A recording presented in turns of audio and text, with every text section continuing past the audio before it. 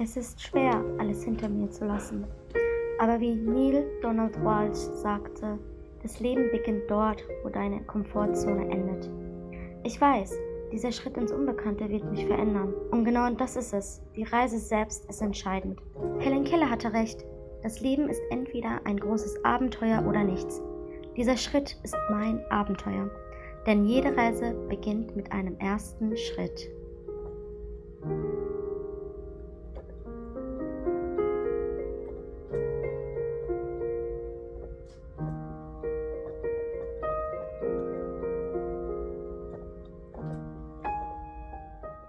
Hoş geldin. Hoş bulduk. Ben Ahmet Dizdar. 50 seneye yakın Almanya'da yaşıyorum. Babam ilk nesil olarak buraya 1960'ta işçi olarak geldi. Almanya'nın iş gücüne katılmak için. Burada çalıştı ve 3 sene sonra Türkiye'ye geriye döndü. Tabii ki iş gücü Türkiye'de olmadığı için tekrar 1969'un son aylarında Almanya'ya dönüş yaptı.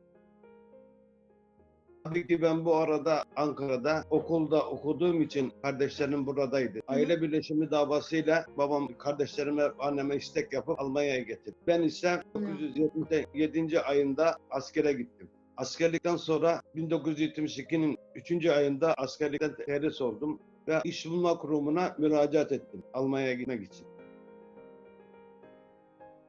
Ben lise denge okulu mezunuyum. Teknisyen olarak okula gittim Ankara'da. Elektronik teknisyen olarak buradan geldim fakat iş bulamadım. Tabii ki iş bulma kurumuna müracaat ettim. Yurt dışında çalışmak için. O zaman Evet. bana AEG Kübersu firması 1972'nin 11. ayında bana bir istek gönderdi. Ben de 1972'nin 12. ayında Almanya'ya geldim. Almanya'da tabii Alman irtibat bürosuna gitmem lazımdı. Türk işçileri muayene oluyordu. Sağlam insanları ayırıyorlardı göndermek için. Hasta olanları göndermiyorlardı.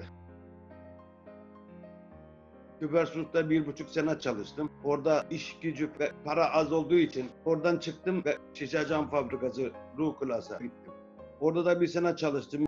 1975'in son aylarında bize Arbeitskriz diye ve bekar olduğumuz için işten attılar. Benim o iş yerinden çıktığım arkadaşlarla beraber bir gün konuştuk. Sen nerede çalışıyorsun dediler bana. Ben dedim işsizim. 1976'da arkadaşlarım tavsiyesiyle Adam Opel'e Bochum şehrinde işe başladım. Orada 26 sene çalıştım. Oradan emekli oldum. 1975'te ehliyet almıştım. Ehliyet almak mecburiyetindeydim. İşe gidip geliyordum oturduğum yerden. En az 30 kilometre yol vardı. Essen, TÜF'te 16-17 soru soruyorlardı. Türkçe de tercümanın çevirdiği Türkçe değil. Yunan Türklerinin çevirdiği Türkçe'yi hesap edin. Şişleme'de minareyi anlar gibi iş yerinden her hafta bir arkadaşlık ederdik. 3 tane Alman arkadaşım vardı.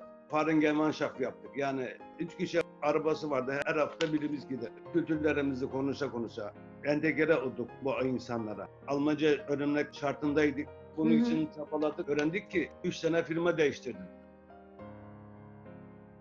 Memleketinle ancak mektupla hasret gideriyordum. Büyük postaneden telefon ediyordum. 3 tane Alman kanalı vardı. Pazar günü bir Türkçe program yapıyorlardı 1 saat. Köln Radyosu 1 saat her gün Türkçe haberler veriyorlardı. Kömür işletmelerinin pansiyonlarının bodrum katlarda bayram namazı kılmak için mescit kurduk. İbadetlerimizi öyle yaptık. Evet, 1977'de evlendim, ailemi buraya getirdim. İkinci Dünya Savaşı'ndan kalma evlerde oturduk. Çünkü yabancılara ev vermiyordu. Evler bir dairede bölmüşler, 2 aile bir tuvaleti kullanıyordu. Böyle yaşadık. İkincisi büyük leğen almıştık, leğende yıkandık. 2 sene öyle idare ettik. Ondan sonra bir ev bulduk, banyolu. Bir sokakta tek Türk olarak ben vardım. Komşularımızla her zaman konuşurduk, birbirimizi kültürünü anlamaya çalışırdık. Biz onların yaptığı et bir şey yemedik. Yiyecek mağazalarından tavuk gibi, peynir gibi bazı şeyleri aldık yedik. Allah razı olsun. 1980'e yakın marketler geldi. İşte mescitler kuruldu. Şimdiki zaman çok iyi. Bizden sonra gelen 3. 4. nesil daha okumuş, kültürlü, daha iyi bir meslek edinmiş insanlar meydana çıktı. Doktordur, mühendistir. Tabii ki buraya daha da uyum sağladı. İkinci bir memleket gibi. İnsan doğduğu yerde değil, doyduğu yerde yaşıyor. Burada hatta torunlarımız, çocuklarımız oldu. Alman gelinim var. Sorunum da bu. O zamanlar çok zorluk çektik. Dil sorunu, örf-ü adetler ayrı. Değişik bir kültür. Dili değişik, kültürü değişik, sevgisi değişik. Fakat kendi memleketim gibi görüyorum burayı. Şöyle bir şey söyleyeyim. Yaptıkları işi tam ehli olarak yapsınlar. Sanat ve meslek edinsinler. Çünkü hayat bunu götürüyor. Her şeye uyum sağlaması lazım herkesin. Oldukça kuralcı olsunlar yerine göre. Hayat çünkü öyle boş değil. Çünkü bizim çektiğimizi onlar çekmez. Mesleklerini severek yapsınlar. İnsanlar ezbere bu dünyaya gelmemiştir. Bilmem ve kalbinin sevgisine inansınlar. İnsan sevgisine inansınlar. 21 yaşında geldim ben buraya. Çok zahmet çektim ya. Bir şeyi başladın mı başarmak lazım. Başarmak çok önemli. Yarıda bırakmayacaksın. Aynen Almanlar gibi ben bunu yapacağım. Kuralcılık çok güzel bir şey. Yani emeğine çok teşekkür ederim baba. Kendine çok iyi bak. Sağlıcakla kal. Sağ ol, teşekkür ediyorum. Hadi Teşekkür Allah ederim. zihin açıklığı versin.